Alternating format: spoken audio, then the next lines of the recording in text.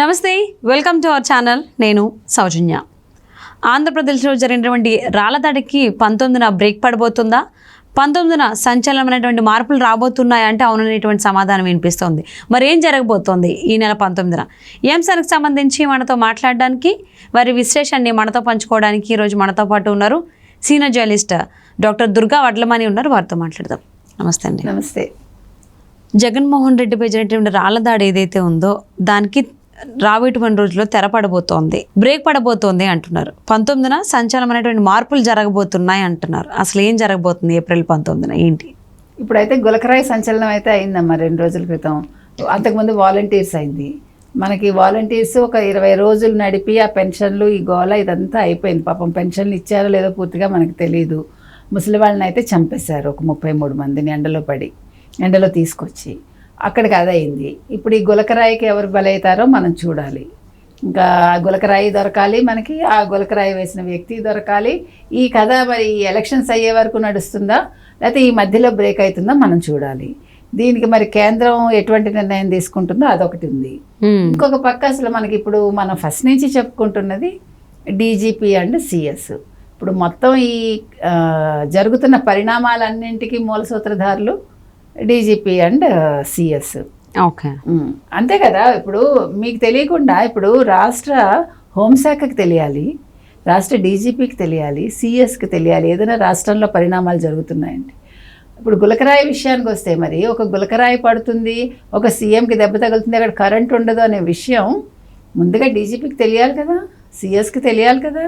ఇప్పుడు వాళ్ళకి తెలియకుండా ఏదో శివుడాజ్ఞలేంది చీమైనా కొట్టదని వీళ్ళకి తెలియకుండా రాష్ట్రంలో ఏమైనా జరుగుతాయా ఇలాంటి పరిణామాలు? కోడికత్తి జరిగింది కదా వైజాగ్ ఎయిర్పోర్ట్లో, అది ఎవరిదని అర్థమైంది కదా అందరికీ, ప్రజలకి. సో ఇప్పుడు గులకరాయి కూడా అలాగే జరుగుతుంది. అప్పుడు సూత్రధారి ఎవరు ఇక్కడ? DGP and CS.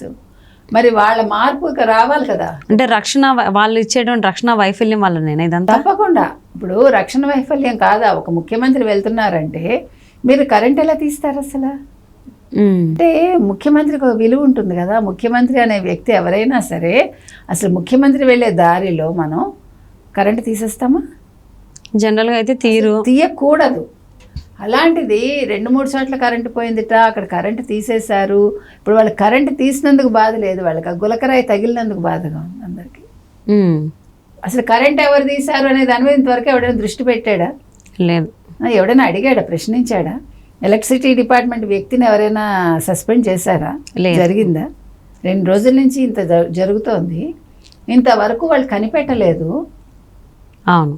మరి దీనికి అందరికీ వైఫల్యానికి కారణం మనం ఇంతకుముందే చెప్పుకున్నాం. అసలు వాలంటీర్ల విషయంలోనే వాళ్ళు చాలా పెద్ద తప్పు చేశారు.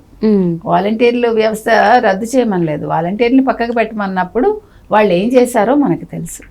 ఇప్పుడు జగన్మోహన్ రెడ్డికి ఫేవర్ చేయటం కోసం, జన సమీకరణ చేయటం కోసం ఆయన సభలకి, మేమంతా సిద్ధం సభలకి జనాల్ని తీసుకురావటం కోసం ప్రతిపక్షాలకు వస్తున్న ఆ జన సంద్రాన్ని చూసి ఓరవలేక వాళ్ళు ఇటువంటి పని చేశారు.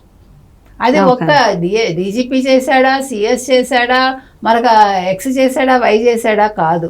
ఎవరు చేసినప్పటికీ బాధ్యత వహించాల్సింది ఒక డీజీపీ, ఒక సిఎస్.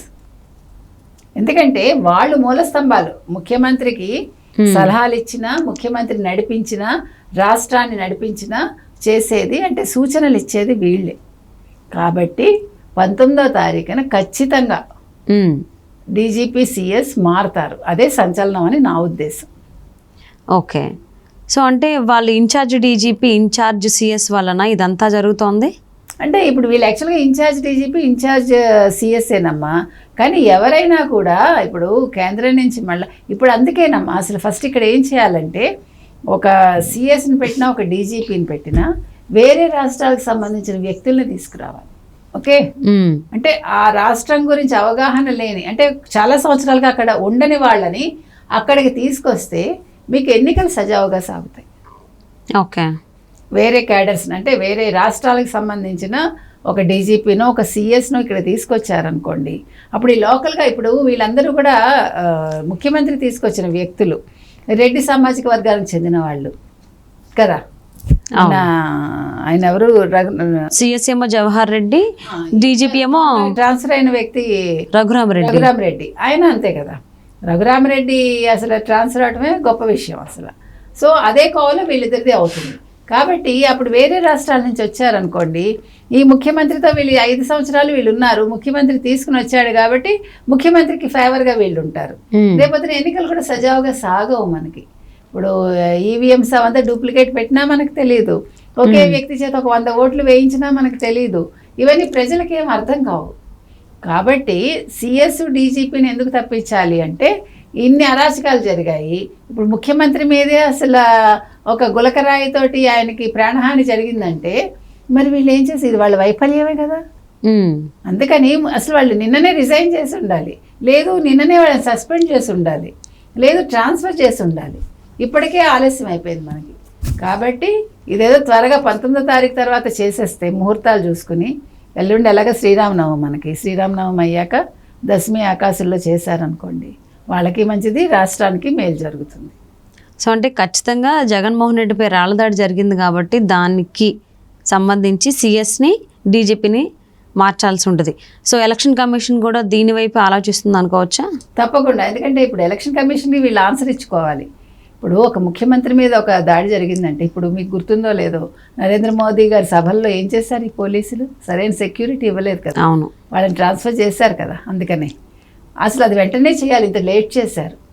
ఒక ప్రధానమంత్రి అంటే మొత్తం దేశానికి సంబంధించిన వ్యక్తికే భద్రత ఇవ్వలేని వాళ్ళు ఒక రాష్ట్ర ముఖ్యమంత్రికి ఇవ్వలేకపోవడం మనం ఆశ్చర్యపడక్కర్లా. కాబట్టి ఇది రాష్ట్ర ముఖ్యమంత్రికి సంబంధించిన వ్యవహారం కాబట్టి కేంద్ర ఎన్నికల సంఘం తప్పకుండా దృష్టి పెడుతుంది. అందులో ఆంధ్రప్రదేశ్ అనేది ఒక ముఖ్యమైన రాష్ట్రం అది కదా. ఆంధ్రప్రదేశ్లో ఈ రకంగా జరగటం అనేది మనకి గుర్తుంటే, మనకి చంద్రబాబు నాయుడు గారి మీద ఎన్ని జరిగాయి? ఇప్పుడు మీకు ప్రతిపక్షాల మీద జరిగితే అది మామూలుగా సాధారణంగా జరుగుతాయి మీకు, అదేం పెద్ద పట్టించుకోకర్లా. అంటే ఎవడో కడుపు మండి చేస్తాడు, వాళ్ళు చెప్పి నిరసన తెలుపుతారు. అప్పుడు వాళ్ళు ఆ బీపీ పెరిగిపోయి వాళ్ళకి అట్లా చేస్తారట. ఒక గౌతమ్ సవాంగ్ అతను అన్నాడు, ఇంకెవరో కూడా అన్నారు. వీళ్ళందరూ అలాంటి ఆన్సర్స్ ఇస్తారు. అదేంటి, ఒక చంద్రబాబు నాయుడు మీద జరిగినా, ఒక పవన్ కళ్యాణ్ మీద జరిగినా అది ప్రజల్లో వాళ్ళకి ఏదో కోపం వచ్చి, వాళ్ళకి ఏదో విషయంలో మీరు నచ్చక చేస్తారమ్మా, వాళ్ళు మీ మీద దాడి చేస్తారు. అదేం పెద్ద విషయం కాదు. కానీ ఒక ముఖ్యమంత్రి మీద ఒక గులకరాయి అనేది తగిలి ముఖ్యమంత్రికి అది ఇంత పెద్ద విషయం అయినప్పుడు 307 సెక్షన్ 307 మీరు ఇంప్లిమెంట్ చేస్తున్నారు.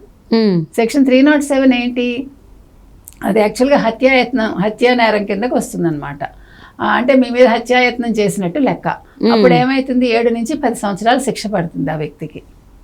ఇప్పుడు మీరు ఆ వ్యక్తి ఎవరో పట్టుకుని ఇప్పుడు అప్పచెప్పారనుకోండి, మీకు 2 లక్షల రివార్డు వస్తుంది, ఆ అబ్బాయికో అమ్మాయికో 10 ఏళ్ళు జైలు శిక్ష పడుతుంది. అదే ఈ గాయం తీవ్రంగా ఉందనుకోండి తగిలిన వాళ్ళకి ఇంకొంచెం జీవితకాల ఖైదు శిక్ష పడుతుంది. అది చెప్తున్నారు అనమాట. 307 కిందకు వస్తుంది అనమాట నిన్న గులకరాయి వ్యవహారం. అది మీకు చంద్రబాబు నాయుడు మీద కానీ లేకపోతే టీడీపీ నాయకుల మీద ఇంతకుముందు ఇనప ఊచలతో దాడి జరిగినప్పుడు అవన్నీ కూడా వీటి కిందకి రాలేదు. అవన్నీ సాధారణ విషయాలు.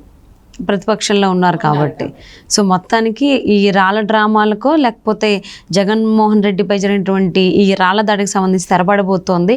19న ఒక సంచలనమైనటువంటి మార్పులు రాబోతున్నాయని చెప్పేసి అంటున్నారు. ఏ మార్పులు అనేది చూద్దామండి. మీరు అన్నట్టు డీజీపీ సిఎస్ మార్పులు లేకపోతే ఇంకేమన్నా మార్పులు ఉన్నాయి చూద్దాం.